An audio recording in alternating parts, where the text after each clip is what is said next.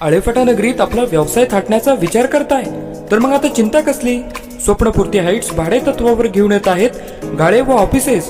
5 मजली इमारत, प्रत्येक मजल्यावर 1000 चौरस फूट व 823 कार्पेटचे बांधकाम क्षेत्र, प्रत्येक मजल्यावर स्वतंत्र शौचालय, दुसऱ्या मजल्यापासून अत्याधुनिक लिफ्ट सुविधा, नगर कल्याण व पुणे नाशिक महामार्गाची कनेक्टिव्हिटी, प्राईम लोकेशन।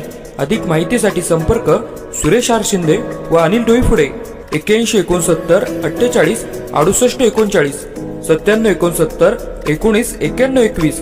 तर मग विचार कसला करताय, आजच स्वप्नपूर्ती हाईट्स मध्ये आपल्या व्यवसायाची जागा निश्चित करा। किराय मावशी,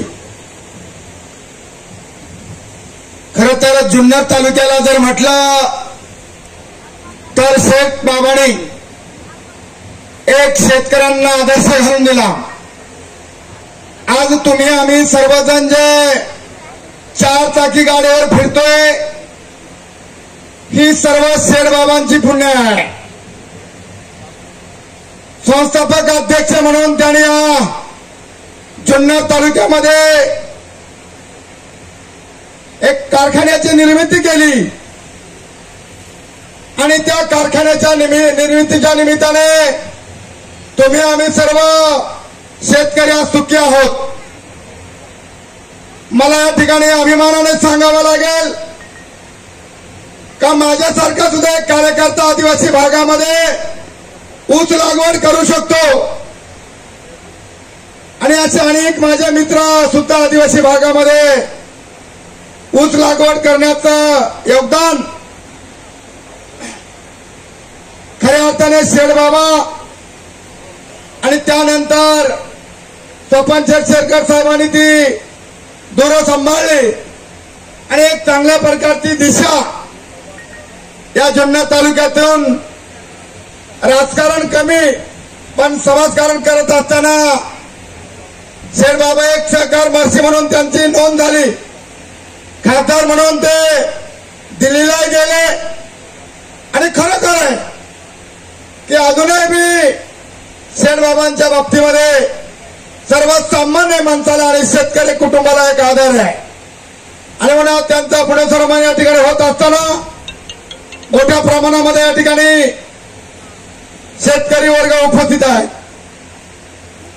आणि पहिल्यापासून आमच्या वडील असतील, आमचे आजोबा असतील, एक शेरकर कुटुंब, एक सर्वसामान्य माणसाला मदत करणारा कुटुंब आणि खरं तर कारखान्याच्या माध्यमातून तुम्हाला आम्हाला सर्वांना माहिती आहे, अधिकचं काय बोलण्याची गरज नाही, परंतु निश्चितपणे या साखर कारखान्याच्या माध्यमातून अनेक कुटुंब, अनेक शेतकरी आज खरं तर कवलारी घरामध्ये राहणारा माणूस आज बंगल्यामध्ये राहतोय, ही सारं काही श्रेय शेठ बाबांना जात आहे आणि त्यांचाच वारसा म्हणून खरं तर आमचे मित्र सतीश भाऊ शेरकर करतात, चांगलं काम करतात आणि याही पुढे त्यांनी करीत राहावं आणि म्हणून निश्चितपणे अजून खरं तर आज आम्हाला घोडेगावला आमची मीटिंग आहे आदिवासी प्रकल्पाची आणि म्हणून तिकडे जायचं होतं, परंतु म्हटलं मी 1 तास लेट येईल।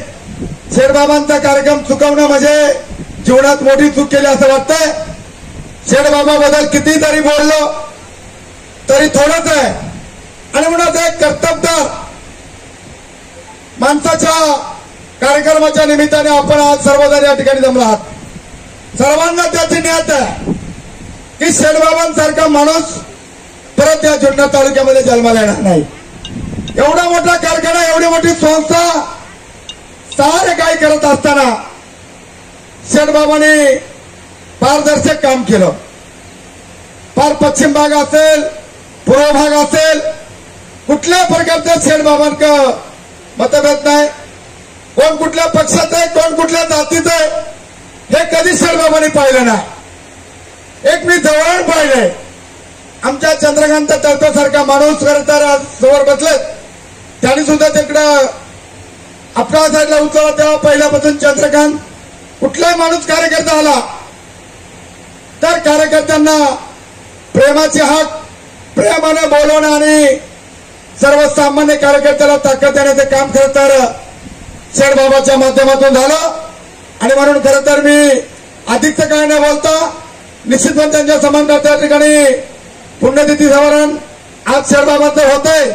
मी खरं तर सतीश भाऊंना धन्यवाद देईन की शेडबाबा असेल सोपन शेठ असेल दोन्ही कार्यक्रम दरवर्षी आमचे मित्र चेअरमन सतशील दादा करतात. यापुढे करत राहावा. अधिक काय न बोलता निश्चितपणे शेडबाबांना आणि त्यांच्या सौपत्नी रबाई निवृत्ती शेरकर या दोघाही उभयतांना मी खरं तर सर्व समाज बांधवांच्या वतीनं पश्चिम भागाच्या वतीनं मी यांना भावपूर्ण अभिवादन करतो आणि थांबतो. जय हिंद, जय महाराष्ट्र.